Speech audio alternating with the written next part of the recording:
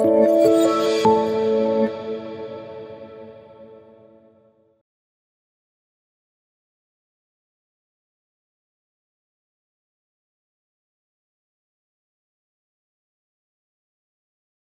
this is Brian Icenhower, and welcome to Module 6, where we talk about the marketing director role of real estate administrative staff. So the marketing director, you've actually seen a lot of this come into play in our previous modules. This is the fourth hat you wear, and it really weaves into a lot of our other modules as well too.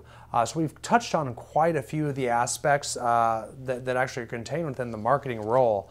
And we're going to start off with probably the most common and the most obvious, which is listing to closing marketing. And that's really contained on that listing to contract checklist that we already covered.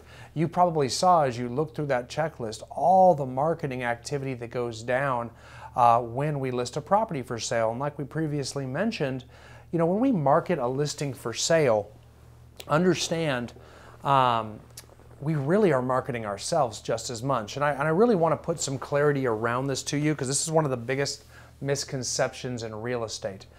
In North America, well more than 90% of homes are sold by a buyer that is represented by a real estate agent.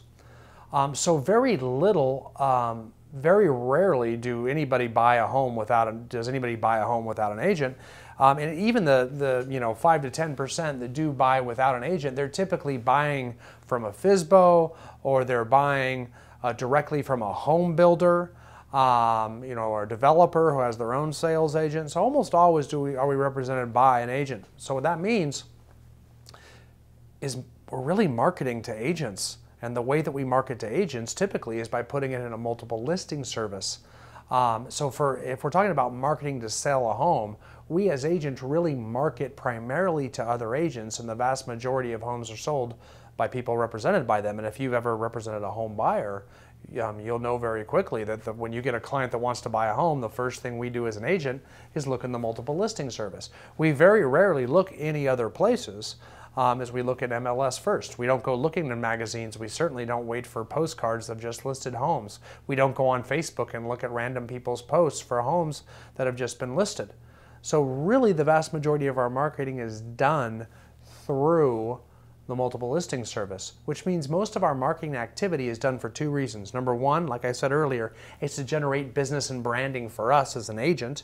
And number two, it's to appease our seller, to make them assured that we're doing our part in at least marketing their home. But quite frankly, it's the biggest smoke and mirrors game done that's been going on in real estate for decades, is that people want to see what we're doing to market their home, and what they don't really realize, it's really just that we have a license, and we're members of the multiple listing service, and that's what markets your home for sale. So don't get caught up on trying to hurry up and sell homes for sale. If a home does not sell, it's typically because of two things: price or patience. It's either the price is too high, or we need to have more patience because it's a unique home. Like a high-priced luxury home takes a little bit longer to sell because there's less buyers for it. Or maybe it's a unique country ranch property, or maybe just a unique home generally that doesn't, for whatever reason, doesn't have the normal buyer pool out there. So we have to be patient. Price is typically the main reason a home doesn't sell, and some people will argue that condition's a part of that, like a home in bad condition won't sell, and that's true too, but that can usually be corrected by the right price. So typically, if we're worried about what we're doing to get a home sold, we're probably off the beaten path here, and we're starting to try to do something that's not going to really effectuate a sale. So understand that when we're doing listing to closing marketing, oftentimes shown in that listing to closing checklist we previously talked about, understand that is really to market us. So let's make sure we have the right target market and the right goal in mind when we are doing listing to closing marketing. And oftentimes we'll do that through a lot of different communication. We'll do that through mailers. We'll do that through email marketing to our SOI. We can do that through circle prospecting around listings. We can do it through open house listings. Listing to closing marketing, there's an opportunity at every status change throughout a transaction. For example, if we have a property coming soon, we can market coming soon. If that's permissible in your area, we can market just listed. We can market open house. We can market multiple open houses.